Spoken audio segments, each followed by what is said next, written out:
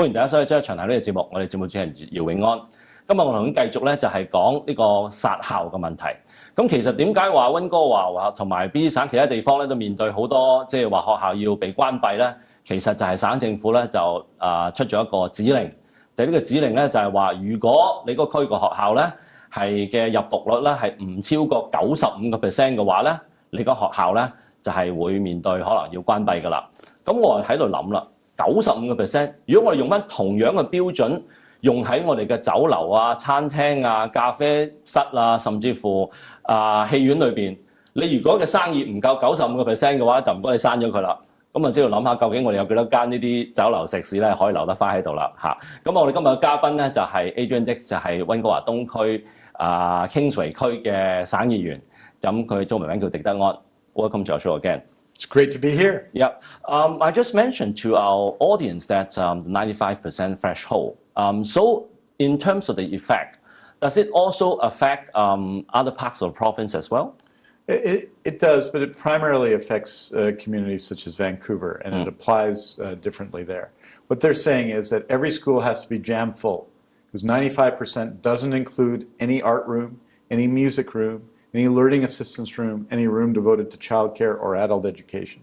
So essentially what they're saying is every school has to be jam full, and we have to be getting rid in a lot of schools, especially on the east side, of art rooms and music rooms, which are an important part of primary and secondary education. So the rule is unreasonable. It's higher than it is in other places.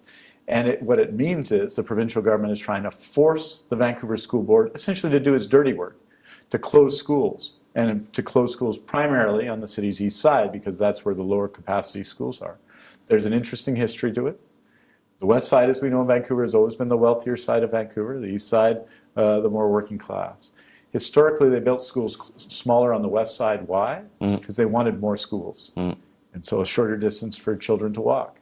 So that benefited the west side. It meant, and in general, the schools are bigger and more industrial on the east side and smaller on the west side. So now they're using the one statistic, the capacity rate, not the enrollment, the capacity rate, to close east side schools. And it's the provincial government forcing the school boards to do it. Just an example, in Vancouver there are 9 schools on the west side, west of Ontario, west of Maine, right? 9 schools on the east side.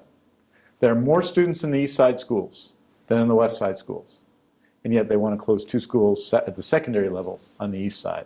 And that isn't fair. 咁呢個其實可能同政治都有關啊嚇，即係點解零零舍舍話要面對關閉嘅學校咧，都喺東區，而反而西區咧就冇乜問題咧。咁其實西區亦都唔係所有學校咧都係有95%嘅呢個入學率嘅。好啦，咁其實如果個問題就係話，好啦，真係一旦咁唔好彩，呢個學校局就話決定咗，話我哋真係冇線啦，我哋真係要刪學校啦，係決定咗將學校真係要刪㗎啦。咁究竟跟住個程序係點，同埋對嗰間學校嘅學生家庭嘅影響係點咧？ So this week there's an administrative report from the school board that explains why they chose these schools. On September 26th, the trustees will vote to put them on a further closure list, meaning there'll be a community process, and they'll be deciding on these schools by December. Right? So there are 12 schools, but 6 of them are full elementary schools, 2 are secondary schools, Gladstone and Britannia, and 4 are annexes, which are annexes of main elementary schools. So those are the schools on the list. And the school board will have to decide whether it's a good idea to close them or not. We're obviously going to make a very strong case that it doesn't make sense for these schools, which we've, after all, spent hundreds of millions of dollars on over the years, to build these great schools that we're going to need in the future. Shouldn't be closed because the Provincial Liberal Party has a grudge against the Vancouver School Board. That doesn't make sense. That we need to keep these schools open and thriving in neighborhoods in a city that's clearly growing and is going to need its public schools for generations to come. 嗱，咁其實咧就即係你話學校真係閂咗嘅時候咧，即係我可以諗到就係話嗱，第一嗰度就唔會有人返學啦，咁就可能個學校就丟空咗喺度啦。咁就嗰度啲草地啊，又剩可能就冇人打理啦，咁就生長草啦。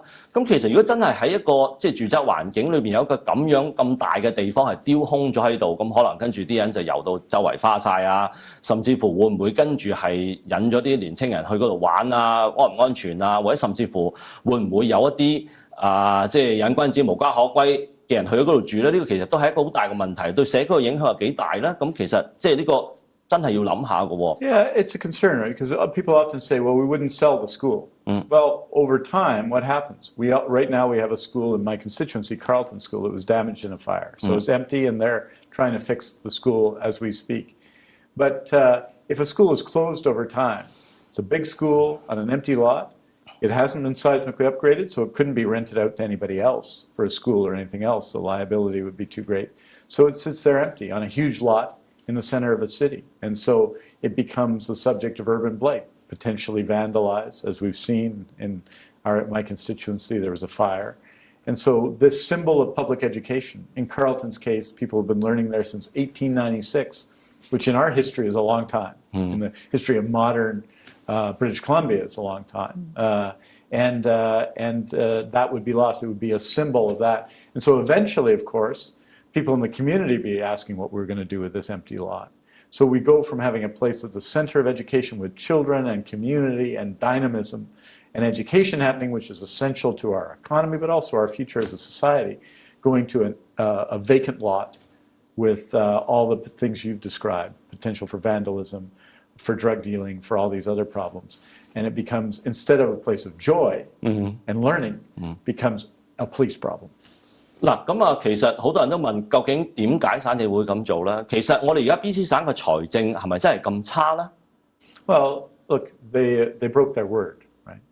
Like Carleton School in my riding, hugely diverse school, significant Chinese Canadian population, and populations from around the world at that school. 2005, the Liberal Minister of Education came to Carleton Elementary School, and he announced that the thing would be upgraded. The school would be upgraded, and schools across the province would be upgraded. It was a couple of months before the 2005 election.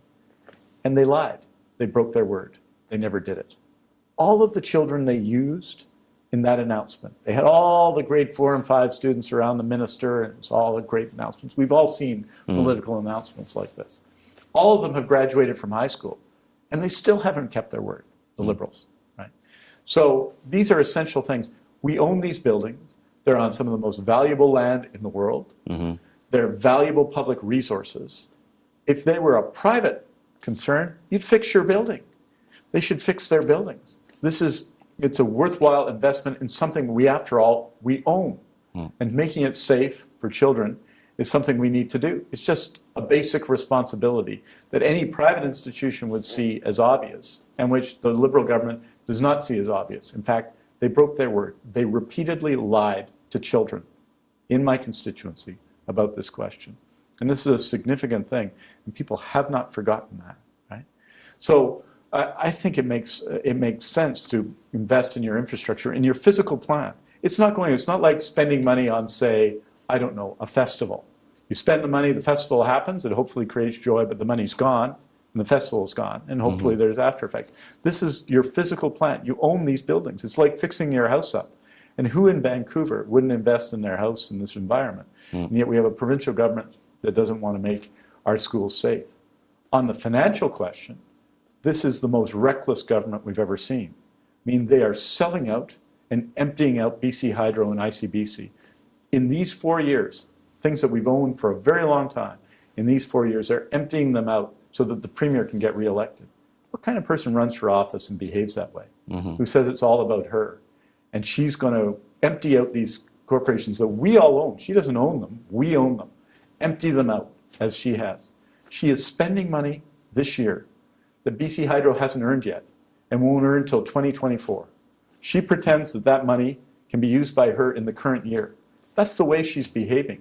It's a rogue government that's doing things that have never been done before because they've been in power such a long time, they've forgotten what it's like to be real people. 我諗其實你都提到我將來會問你個問題，就係話其實即係如果根據省政府嗰啲數簿嚟講咧，過去呢幾年其實都有盈餘嘅。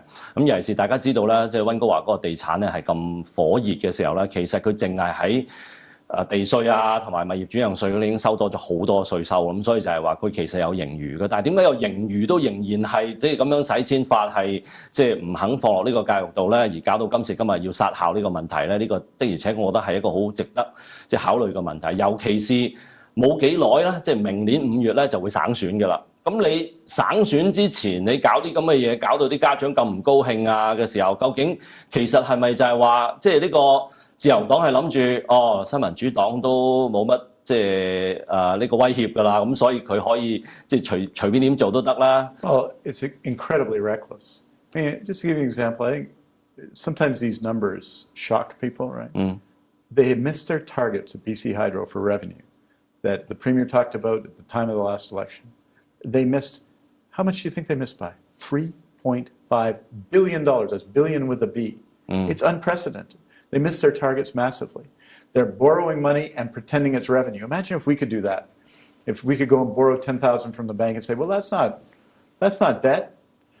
I'm putting that debt on someone else. I'm going to spend that money right now and pretend I've earned it this year. Borrow, but pretend you've earned it. That's what they're doing. I think they're going to lose the election because this Premier has mismanaged the key institutions we own, like BC Hydro, like ICBC, like our education system, like our health system, and that people will want to change. And I think our leader, John Horgan, is going to present that change in the next election. They have been in power for a very long time. And so you ask what motivates them? It's hard to know. Always hard to judge people's motives. I can say what they've done, which is damage BC Hydro. Hard to say why they've done it. But I think why they've done it is this. They see themselves as governors, and really they're representatives of the people. That's what they're elected to be.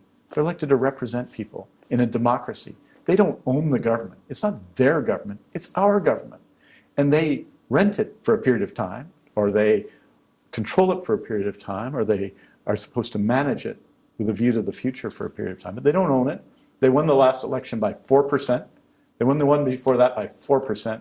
It doesn't give them the right to fundamentally damage the things that we all own. And they can't see it that way. They see themselves in those offices, those fancy offices with those fancy titles, and a lot of people saying, yes, sir, and yes, ma'am to them, and then they say, this is the way things should be for us. So you ask why they're so arrogant? It's because they've lost sight of what they're there for. And that's why they're going to lose.